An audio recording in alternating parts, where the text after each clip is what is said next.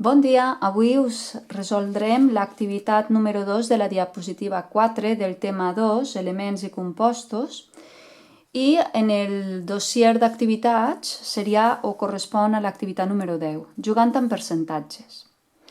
La primera pregunta que ens fa en quin percentatge de la massa de l'univers no és hidrogen ni heli.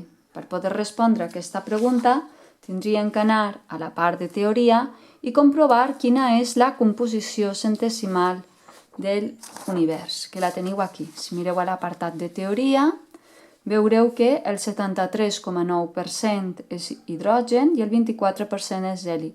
Si sumeu tots dos us dona 77,9%, és a dir, fins al 100% me quedaria un 2,1%, que és el que hem posat aquí. Considerant que la massa de la Terra és, en l'apartat B, 6 per 10 a la 24 kg, pregunta quina és la massa de sodi al nostre planeta. Per poder-ho fer, diu, expressa la resposta en notació científica amb una xifra decimal. Per poder contestar aquesta quantitat, primer anem a veure com s'ha fet. Vale? Venim aquí a la part de darrere del full, per exemple, i posem l'apartat i l'activitat que toca. Quina activitat hem fet? Activitat 10 a l'apartat B. Vale? Quines dades m'han donat? La massa de la Terra són 6 per 10 a la 24 kg. Quin percentatge de sodi tenim a la Terra? Doncs si me'n vaig a buscar a la part de teoria quina quantitat de sodi tinc, mireu, aquí tinc les dades. Diu el següent, mireu, aquí a la Terra, la composició centesimal de la Terra la tinc aquí especificada. I veureu que en concret en aquest apartat, aquest que està indicat en lila, que correspon a aquesta franja d'aquí, seria el 0,2%. Aquest 0,2% indica la composició de la Terra en sodi. Si jo poso aquesta dada aquí, 0,2% és sodi, què vol dir? Cada 100 kg que té la Terra, 0,2 kg seran sodi. Per tant, ja podem contestar a la pregunta quants quilos de sodi té la Terra? Per poder-ho fer, tindrem que fer aquest factor de conversió que veieu aquí.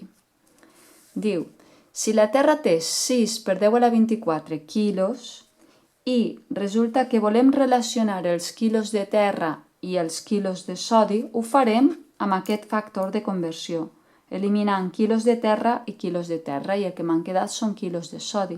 I ara posem la relació que hi ha entre els quilos de terra i quilos de sodi. 100 quilos de terra contenen 0,2 quilos de sodi. Ara què tindríem que fer a continuació? L'operació.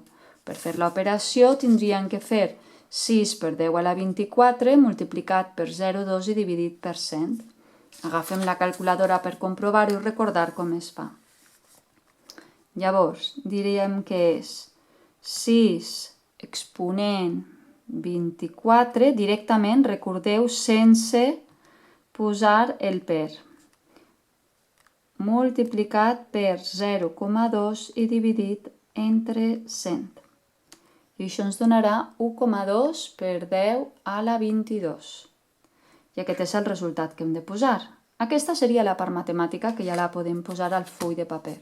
Molt bé, el resultat d'aquesta operació seria 1,2 per 10 a la 22 quilos de sodi. Un cop que hem acabat, ho requadrem per indicar que és el resultat i ja ho podeu posar en el full de paper. Venim aquí i direm que en total hi ha 1,2 per 10 a la 22 quilos de sodi.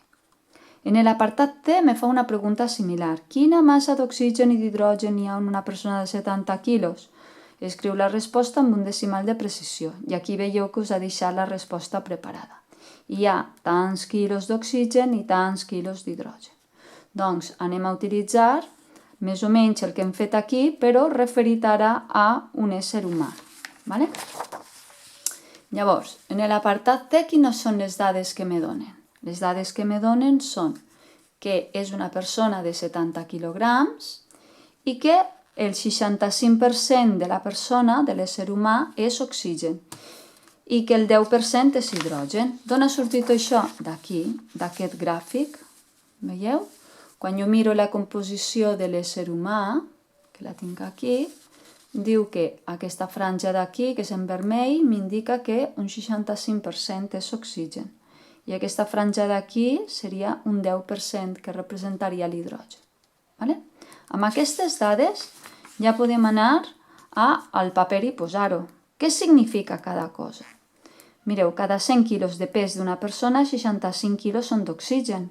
I aquest 10% indica que cada 100 quilos de pes de la persona, 10 quilos són d'hidrogen.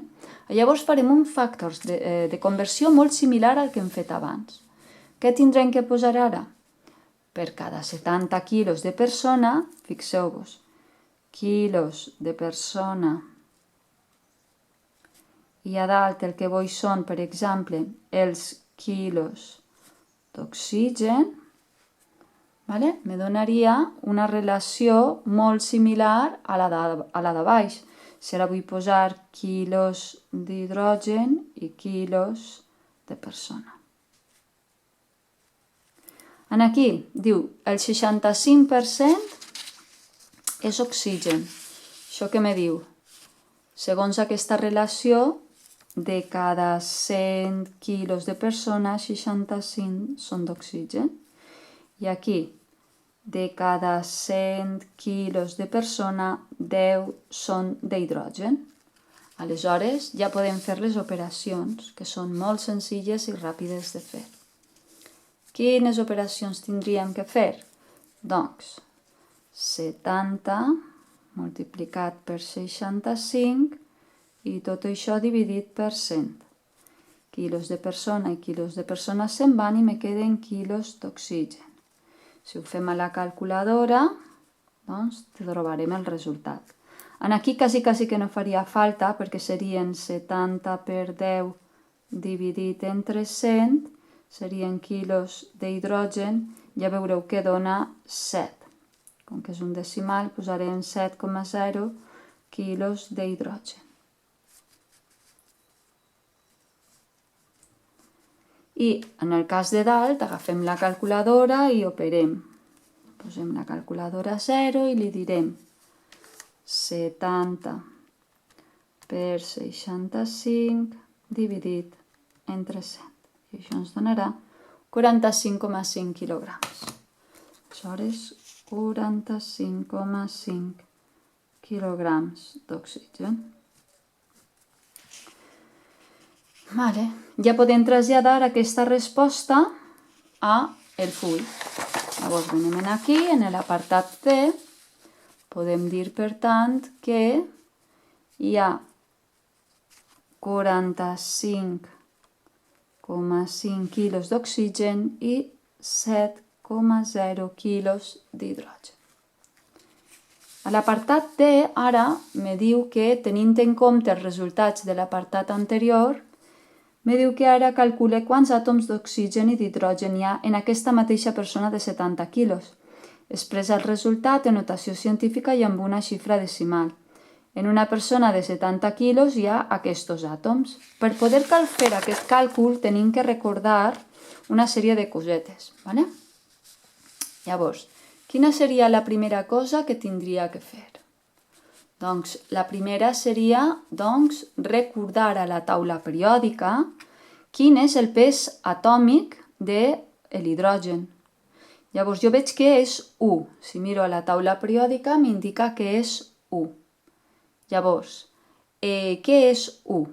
1, quan jo aplico Avogadro, si jo aplico Avogadro,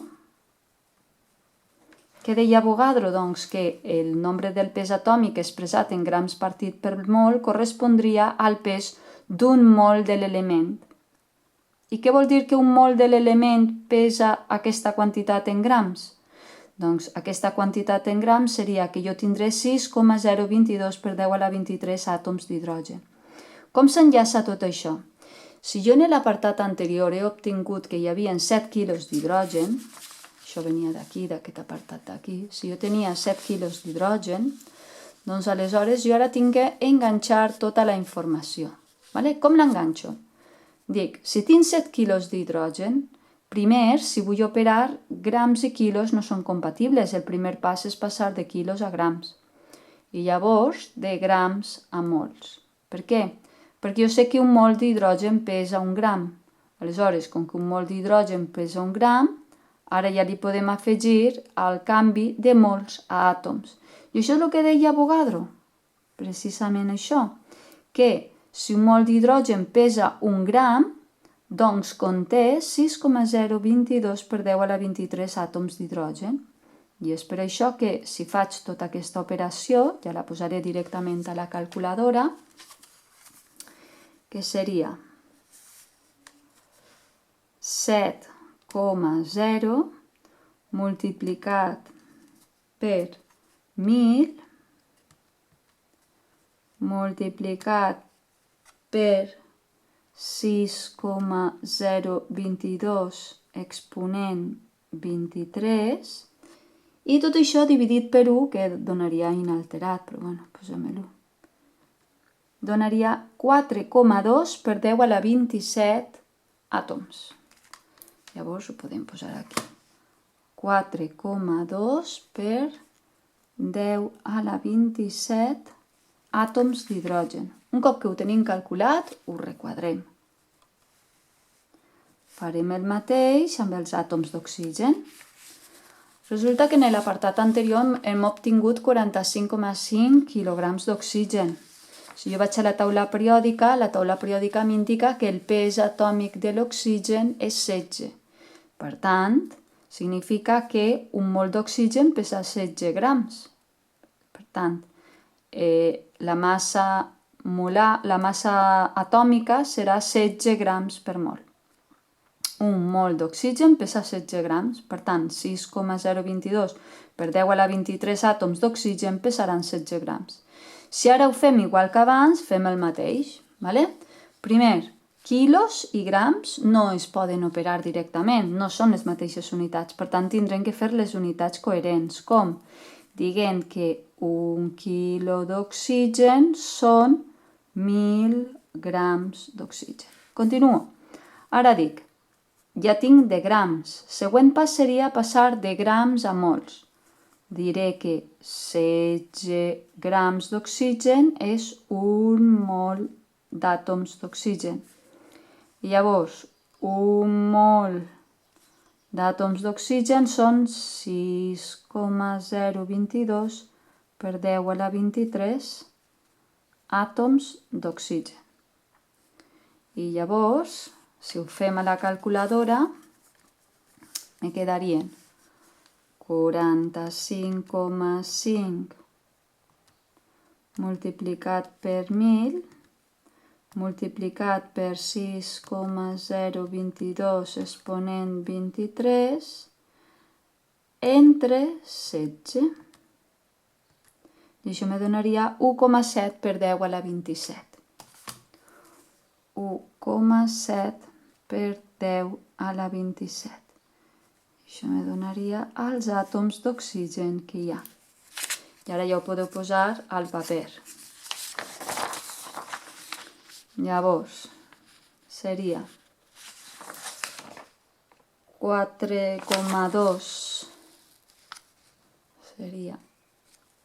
4,2 per 10 a la 27 àtoms d'oxigen i 1,7 per 10 a la 27 àtoms d'hidrogen. En l'apartat E ens pregunten, ens contradiuen els apartats C i D? Doncs no. Per què? Perquè els resultats s'expliquen perquè un àtom d'hidrogen pesa 16 vegades menys que un àtom d'oxigen. Doncs fins aquí l'activitat número 10.